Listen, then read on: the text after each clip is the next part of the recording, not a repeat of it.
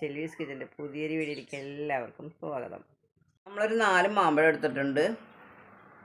ഈ മാമ്പഴം കൊണ്ട് നമ്മൾ മാമ്പഴ പുളിശ്ശേരിയാണ് തയ്യാറാക്കുന്നത്. പുളിശ്ശേരി തയ്യാറാക്കാനായിട്ട് നമുക്ക് ചെറിയ മാമ്പഴം വേണമെന്ന് നിർബന്ധമൊന്നുമില്ല. നമ്മുടെ വീട്ടിൽ എന്ത് മാമ്പഴം ഉള്ളതെന്ന് വെച്ചാൽ അത് നമുക്ക് എടുക്കുന്നുണ്ട്, കുഴപ്പമില്ല.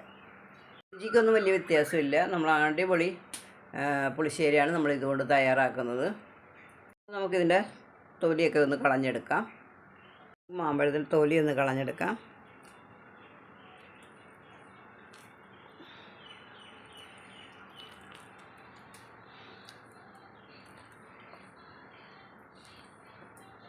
ഉണ്ടോ, എല്ലാം നമുക്ക് അതുപോലെ കളഞ്ഞെടുക്കാം. വലിയ മാമ്പഴമായതുകൊണ്ട് നമുക്കിത് ഇങ്ങനെ ഒന്ന് വരഞ്ഞു കൊടുക്കാം.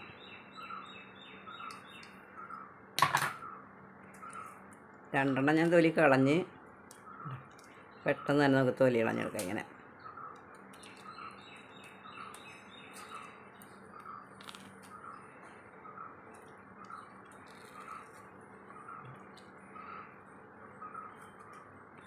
ഉണ്ട്.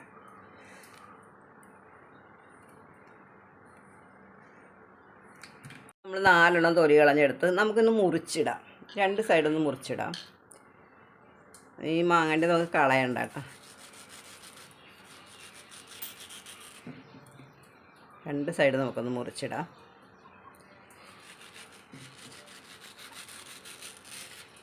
അല്ല, ഇതുപോലെ ഒന്ന് മുറിച്ചിടാം. അപ്പം നമ്മളിത് 2 സൈഡ് നമ്മളൊന്ന് മുറിച്ചിട്ടിട്ടുണ്ട്.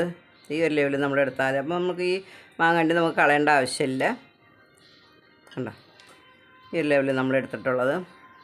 4 പച്ചമുളക് നമ്മൾ കീറി ചേർത്ത് കൊടുക്കാം. നമുക്ക് ഒരു തണ്ട് കറിവേപ്പില നമുക്ക് ഇങ്ങനെ പൊട്ടിച്ചിട്ട് കൊടുക്കാം. കുറച്ച് മഞ്ഞൾ പൊടി ഇട്ട് കൊടുക്കാം. ആവശ്യത്തിന് ഉപ്പിട്ട് കൊടുക്കാം. ആവശ്യത്തിന് വെള്ളം ഒഴിച്ച് കൊടുക്കാം. ഒന്ന് ഇളക്കി കൊടുക്കാം.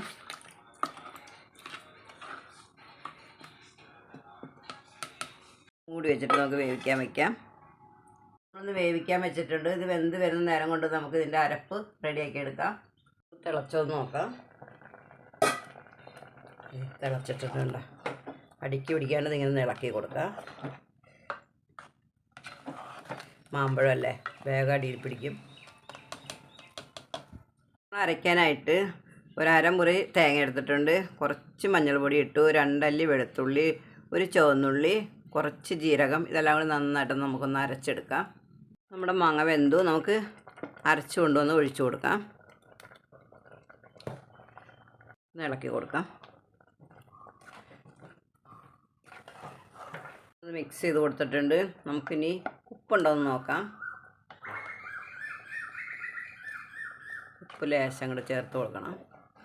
തൈര് ഒഴിച്ചിട്ട് പിന്നെ ഉപ്പ് വേണമെങ്കിൽ ചേർത്ത് കൊടുക്കാം.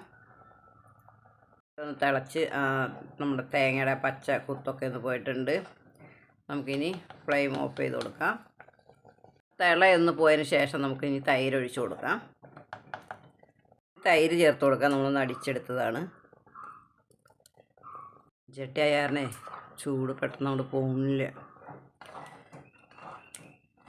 മിക്സ് ചെയ്ത് കൊടുത്ത് നമുക്കിനി താളിക്കാം കേട്ടോ. താളിച്ച് കൊടുക്കാം. പിരിഞ്ഞ് പോകാണ്ടിരിക്കാനാണ് നമ്മളിങ്ങനെ ചെയ്തത്. ഉപ്പ് പാകത്തിനുണ്ട്, ചേർക്കേണ്ട ആവശ്യമില്ല. ചെറിയ ഒഴിച്ച് കൊടുക്കാം. കടുക് ഇട്ട് കൊടുക്കാം. വറ്റൽമുളക് ഇട്ട് കൊടുക്കാം. കറിവേപ്പില ഇട്ട് കൊടുക്കാം. താളിപ്പൊഴിച്ച് കൊടുക്കാം.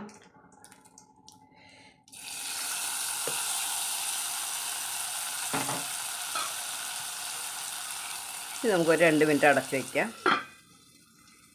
നമ്മുടെ മാമ്പഴപ്പുളിശ്ശേരി റെഡി ആയിട്ടുണ്ട്. അപ്പോൾ എല്ലാവരും ഇങ്ങനെ ഒന്ന് തയ്യാറാക്കി നോക്കൂ. അടിപൊളി ടേസ്റ്റാണ്. അപ്പം നമ്മുടെ വിഷുവല്ലേ നമുക്ക് വരുന്നത്. ഈ വിഷുവിന് നമുക്ക് ഇങ്ങനെ ഒരു മാമ്പഴപ്പുളിശ്ശേരി തയ്യാറാക്കാം. മാമ്പഴം കിട്ടിയില്ലെങ്കിൽ നമുക്ക് ഈ വലിയ മാമ്പഴം കൊണ്ട് ഇങ്ങനെ തയ്യാറാക്കി എടുക്കാൻ പറ്റുന്ന ഒരു പുളിശ്ശേരിയാണിത്. ഈ പുളിശ്ശേരിയിൽ നമ്മൾ ശർക്കര പഞ്ചസാര ഒന്നും ചേർത്തിട്ടില്ല. നമ്മുടെ മാമ്പഴത്തിന് നല്ല മധുരമുള്ളതായിരുന്നു, അത് കാരണമാണ് നമ്മൾ ചേർക്കാതിരുന്നത്. അത് മാത്രമല്ല, നമുക്ക് ഷുഗർ ഒക്കെ ഉള്ള ആൾക്കാർ വീട്ടിലുണ്ടെങ്കിൽ നമ്മൾ പഞ്ചസാര ശർക്കര ഒന്നും ചേർക്കാണ്ടിരിക്കുന്നതാണ് ഏറ്റവും നല്ലത്. ഇന്നത്തെ വീഡിയോ എല്ലാവർക്കും ഇഷ്ടപ്പെട്ടെന്ന് വിചാരിക്കുന്നു. എല്ലാവർക്കും ഒരു നല്ല ദിവസം ആശംസിക്കുന്നു. ടാറ്റാ, ബൈ.